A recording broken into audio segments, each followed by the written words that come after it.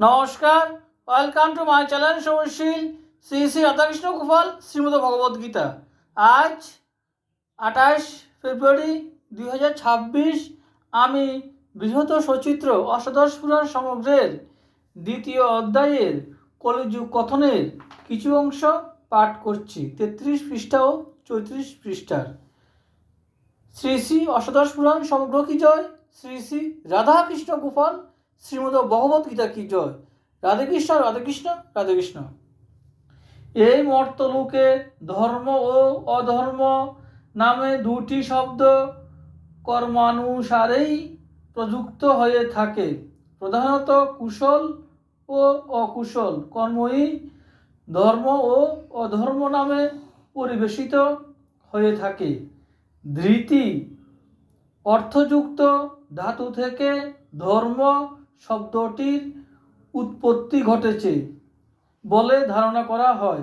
যারা বায়ুবদ্ধ, নির্লোভ, আত্মসংযমী, অদাম্ভিক,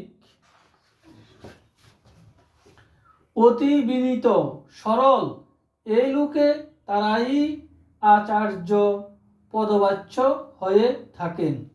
এরা নিজেরা যা যা আচরণ করেন তাই স্থাপন করেন। এরা যম ও নিয়মে যুক্ত থেকে শাস্ত্রার্থ চয়ন করেন। এদের উপদেশ মতো যা অভীষ্ট দ্রব্যার্থকে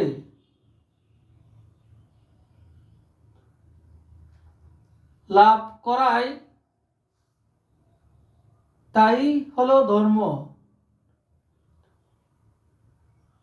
অন্যদিকে কারো আচরণে উল্লিখিত ধারণা ও মহত্বের অভাবে ঘটলে তাকে অধর্ম আচরণ বলা হয়। দেবগণ, পিতৃগণ, মুনিগণ এবং